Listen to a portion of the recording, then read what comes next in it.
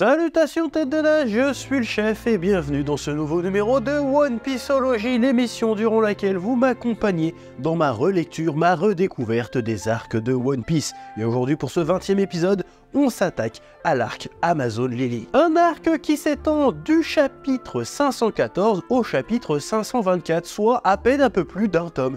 Et oui, on commence cette année 2024 en douceur avec One Pieceology, un petit temps One Pieceology tranquillou, pour gagner des forces et se mettre en train avant d'attaquer les gros morceaux qui nous attendent après ce petit arc. Oui. Mais avant, un petit instant passion bien sûr. Aujourd'hui au temps promo, je vous parle de la sortie d'Arena tome 4, ma série webtoon qui sort en format manga édité aux éditions Vega Dupuis dans la collection K-Factory, dessiné par la dessinatrice Clarity et scénarisé par moi-même.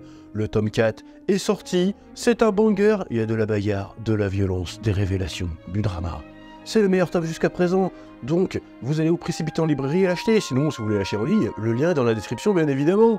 Que la passion vous guide, oui.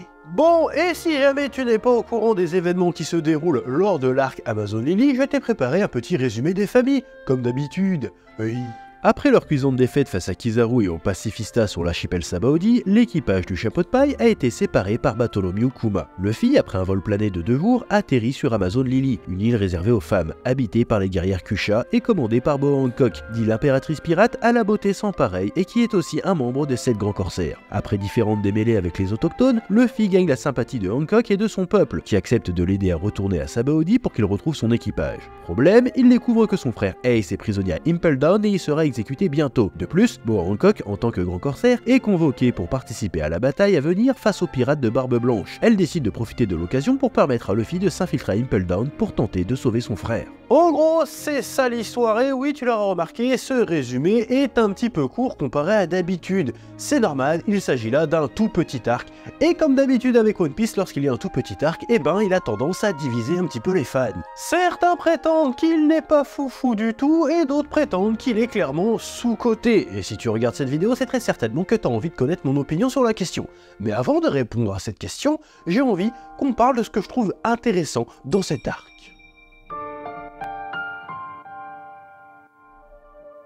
Le premier point intéressant de ce tout petit arc, c'est bien évidemment le fait que pour la première fois depuis très longtemps dans One Piece, on suit Monkey D. Luffy dans une aventure en solo, sans navire et sans équipage. Et même s'il démontre qu'il est tout à fait capable de se débrouiller par lui-même, on sent bien qu'il a l'habitude de pas mal se reposer sur ses camarades. À un moment, il est mort de faim. Il appelle Sanji, en vain bien sûr. À un autre, il essaye de construire un radeau. Son radeau pue la merde et il se dit « Dommage que Franky ne soit pas là, il aurait réglé ça en 2 minutes. » Le fait de se retrouver tout seul, isolé dans un endroit inconnu, à devoir survivre par lui-même dans une jungle hostile, lui évoque son enfance quand Garp l'abandonnait seul dans la jungle pour l'endurcir. Oda offre à Luffy un moment d'introspection bienvenue. Il vient de connaître une cuisante défaite sur Sabaody et se retrouve séparé de la chose qui compte le plus pour lui, ses camarades. C'est l'occasion pour Luffy de revenir aux sources, de faire le bilan de tout ce qu'il a appris. C'est ce que montre tout au long de l'arc les moments où l'on voit Luffy évoquer ses aventures précédentes pour se sortir ou comprendre les différentes situations. Et c'est aussi l'occasion de réaffirmer qui est Luffy, c'est-à-dire un pirate au grand cœur dont la préoccupation principale et ses amis et combattre toute forme d'injustice. C'est d'ailleurs cette aversion pour la justice qui a conduit aux événements de Sabaody et à la raclée que lui et son équipage a pris. On pourrait penser que du coup, face aux injustices d'Amazon Lily, qui sont un peu moins graves que celles qu'il a vues à Sabaody, il allait fermer sa gueule. Mais non, Luffy reste Luffy et il n'hésite pas à se dresser face à Boa Hancock et à toute forme d'injustice. Alors, était-ce nécessaire de faire un rappel sur ce trait de caractère de Luffy? Non, c'est acquis pour tout le monde depuis longtemps. En revanche, il y a un élément que je trouve très intéressant qui est illustré dans cet arc. Luffy semble être le seul être de l'arc et même de tout le manga à rester totalement insensible à la beauté de Boa Hancock. Homme ou femme, tout le monde tombe sous son charme. Mais Luffy, non. Il ne la calcule pas à tel point que son pouvoir de pétrification est totalement inefficace sur lui. Certains fans, notamment anglo-saxons, ont pris ce fait du manga comme une preuve que Luffy était un personnage aromantique.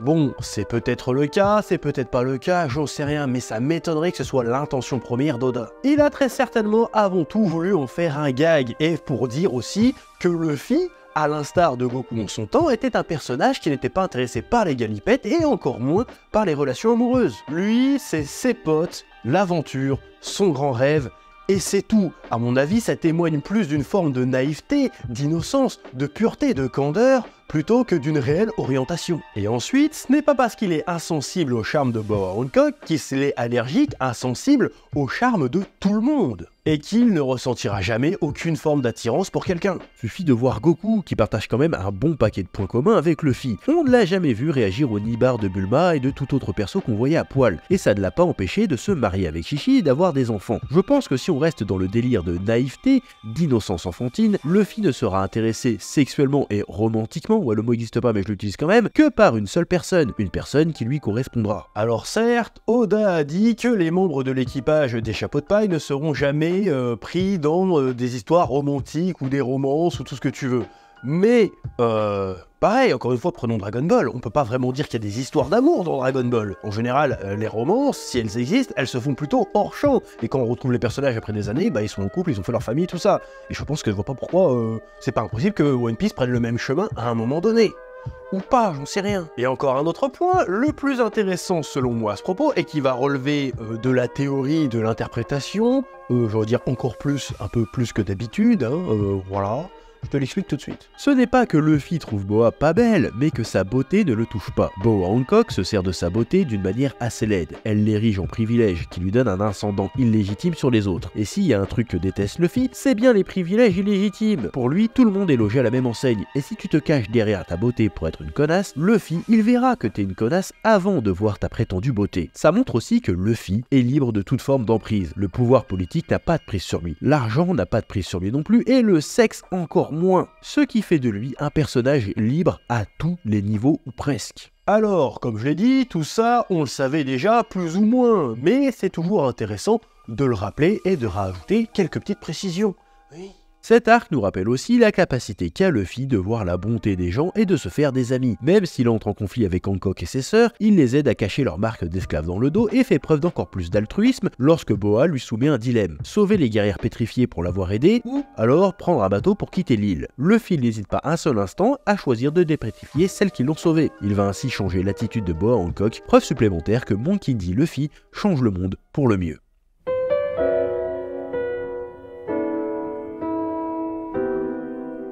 L'autre atout de cet arc est un atout de charme, je parle bien sûr du personnage de Boa Hancock, la princesse serpent du royaume d'Amazon Lily, l'impératrice pirate et grand corsaire des mers dont les inspirations d'Oda à l'origine de ce personnage sont évidentes. On va chercher du côté de la mythologie grecque cette fois, en amalgamant le mythe de Circé, une magicienne qui attirait les marins sur son île, le mythe de Méduse et des sœurs Gorgones, des créatures entourées de serpents et dont le regard pouvait pétrifier quiconque les regardait, et bien évidemment le mythe de la tribu des Amazones, une tribu uniquement composée de femmes guerrières. Alors pour le coup je suis assez sceptique parce que j'ai vu ça et là sur internet que certaines personnes affirmaient que le fait que le concept d'île d'Amazon Lily, d'île d'Amazon, de tribu des Amazones existait au sein du manga One Piece, bah ça démontrait, ça prouvait la volonté d'Oda de faire un manga féministe. Alors, je ne nie absolument pas le caractère féministe du manga One Piece. Après tout, on parle quand même de l'histoire d'un mec qui monte une équipe et qui se révolte contre toutes sortes d'oppressions et d'injustices tout au long de son voyage. Bon, ce serait quand même très bizarre que le manga il se révolte contre tout, montre différentes révoltes face à différents types d'oppression, mais arrivé aux femmes il fait non, par contre les bonnes femmes,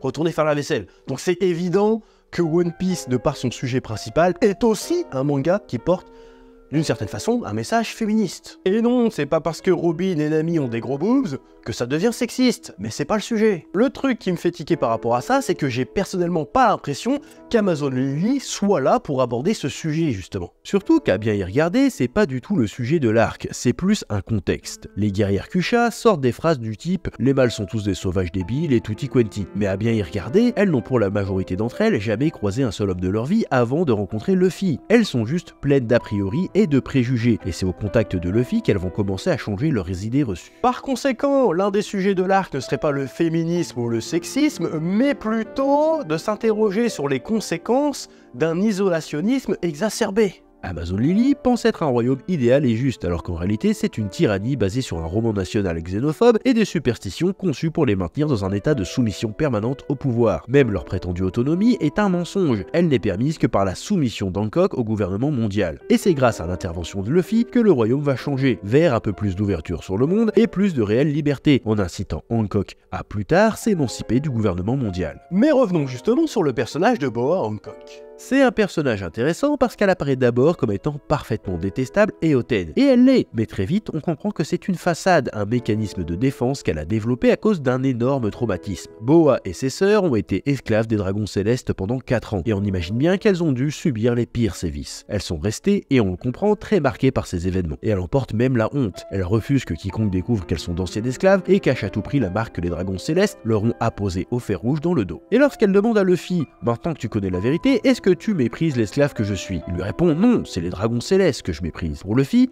elle n'a pas à avoir honte d'avoir été une victime. Boa consent à admettre que si elle ment à tout le monde et exerce une autorité aussi forte, c'est par peur de revivre son passé. Si elle met en avant sa beauté et s'en sert comme un privilège qui la met au-dessus des autres, c'est pour cacher le fait qu'en réalité, elle se sent, de par son passé d'esclave, toujours comme une être inférieure. Être reconnue pour sa beauté la fait se sentir considérée. Et si elle tombe amoureuse de Luffy, c'est probablement parce qu'il ne la voit ni comme un objet de vénération, ni comme un être inférieur. Il la voit simplement pour ce qu'elle est, une personne comme les autres. Si elle fait de la merde, il va rouspéter et s'insurger contre elle, et si elle fait le bien, au contraire, il va l'encourager et la remercier. Boa Hancock est un personnage qui, de prime abord, est un peu fanservice et caricatural, mais en réalité est un personnage beaucoup plus profond et nuancé qu'on pourrait le croire, et beaucoup plus intéressant.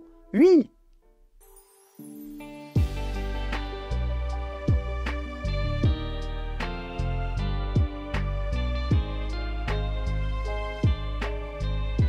Cet arc est aussi l'occasion pour Oda d'enrichir, d'approfondir la mythologie et l'univers de One Piece. Déjà en nous présentant Amazon Lily et l'avant-dernière Grand Corsaire, mais aussi en nous racontant l'histoire de Fisher Tiger, l'homme-poisson qui se révolta contre la noblesse mondiale, en escaladant Redline à main nue pour attaquer Marie-Joie et libérer des milliers d'esclaves aussi bien humains comme poissons, et qui fonda par la suite l'équipage des Pirates du Soleil, l'équipage des hommes-poissons original. Et c'est aussi le prétexte à la découverte au moins partielle du Haki, ou du fluide, que les guerrières Kusha ont l'air de toutes maîtriser et qui donnera du fil à retordre à Luffy. Ce sera aussi l'occasion de voir Luffy s'éveiller à nouveau au Haki des rois. C'est plutôt bien fait et ça donne des scènes assez cool. Oui.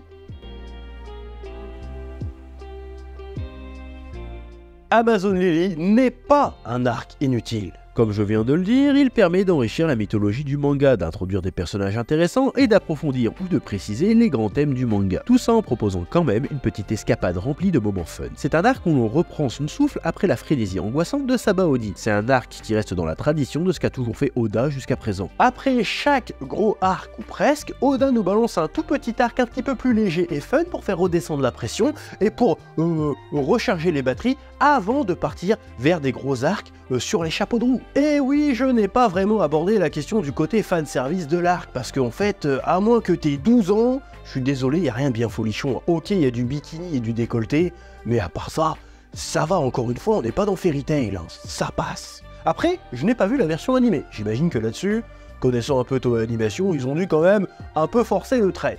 Oui. Certains encore aujourd'hui s'interrogent sur la pertinence de faire apparaître Luffy, atterrir Luffy sur l'île d'Amazon Lily. Et oui, tous les autres chapeaux de paille, ou presque, ont été envoyés dans un endroit qui contenait les ressources nécessaires à leur évolution. Zoro a été envoyé chez Mihawk, Nami sur une île météorologique et Franky sur l'île natale de Vegapunk. Mais qu'est-ce qui attendait Luffy sur Amazon Lily au juste? La théorie la plus probable, c'est que Kuma a su que Luffy voudrait secourir Ace, et qu'il l'a envoyé là-bas avec l'espoir qu'il parvienne à s'allier avec Boa Hancock. Mais ce serait quand même un giga pari, ça serait presque moins hasardeux d'attribuer tout ça au hasard. Ouais, t'as compris ce que je voulais dire. Ou alors, l'explication est beaucoup plus simple, hein. Tout simplement que Luffy, pour progresser, avait juste besoin d'être seul. Peu importe où. C'est pas déconnant non plus comme explication. Bref, selon moi, cet arc n'est pas réellement un arc à part entière. Pour moi, il sert plus de prologue au Giga Saga qui arrive juste après. Je parle bien sûr d'Impel Down et Marineford. Mais tout ça, nous en reparlerons lors des prochains épisodes de One Pieceology. Et n'oubliez pas, One Piece, c'est la vie, que la passion vous guide. Ouais. Eh oh, tu vas pas te barrer comme ça, hein? Tu vas laisser un pouce bleu? Un petit pouce bleu, hein? Puis tu regardes aussi les autres vidéos? Parce que voilà, tu t'abonnes? Ouais? Ouais.